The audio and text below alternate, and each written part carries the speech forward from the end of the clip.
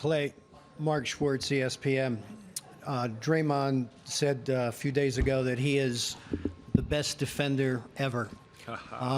Wondering if you could react to that kind of claim and talk about another defender and his abilities, Kawhi Leonard, in this series. I mean,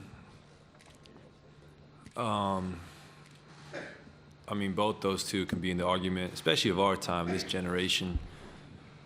I think they will be forever remembered as this generation's of some of the greatest defenders. Obviously, both defensive player of the years and can guard multiple positions, and their versatility is what, to me, stands out the most.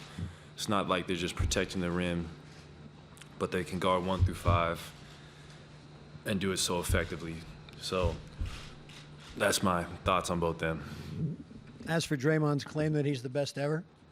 I agree. It's my teammate of 7 years, so I will forever have his back, and fellow champion. So he's a 3-time champion for a reason, just because, like I said before, his versatility on the defensive end is amazing. Left side, 5th row. Hi, over here. Corin McCallum, TSN. In the next 2 weeks or so, if a Drake song comes up on a playlist or just plays, do you skip it or do you take it out of the playlist? If it's a bad song, I'll skip it. But if it's one of his hits, I'll play it. I've been a Drake fan since, I was in high school. He's a great artist. Do I like him as a Raptor fan? No, but I like him as a musician. He's extremely talented. But I will definitely skip the song if I don't like it. And if it's one of his soft, R&B songs, I'm gonna skip it because I'm in kill mode right now, trying to get these 4 games. So I'll skip Hotline Bling and anything along that line. Yeah. Yeah. Right side in the back. Yeah. Clay, Jordan Fontaine, Sportsnet. Just talking about legacy in pro sports, the finals appearances, the titles. It's not an easy thing to do it so often. What's the legacy of this team? Oh, man. That's a great question. It's hard to formulate that answer right now because I think we're in the midst of a dynasty run that's still ongoing. But hopefully, when it's all said and done, people will just remember us for our talent, for our ability to play as a team, and the consistency for year in and year out, being able to reach the finals and, perform at the highest level. Back in the middle, Brian.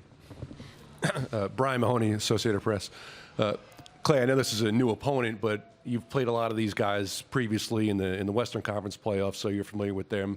How do you evaluate this team versus what you saw last year against Cleveland, comparing the two teams? Well, they're similar in the aspect that they have an MVP caliber player in Kawhi Leonard, and then they have everyone else who knows their roles, and they do them very well. Kyle Lowry's been a staple, obviously, and one of the greatest to ever put a uniform on for this franchise. So you got to give Kyle a ton of credit for, willing this team here, especially when he's heard all the criticism about his game, about his performance in the playoffs. But for him to come back and make it here is amazing, and just to kind of, prove all them wrong. And then they got, another guy in Siakam who I'm a big fan of. I think his ability to scoring ability around the rim is really, really good, and he's like a modern-day power forward. He's the type of guy you want in that 4 spot. Then Van Fleet's obviously been shooting the ball very well the last few games. But yeah, they have a very good team, and they're here for a reason, so you can't take them lightly just because they haven't been here before. So they have our respect, and we'll come correct tomorrow. Any other questions?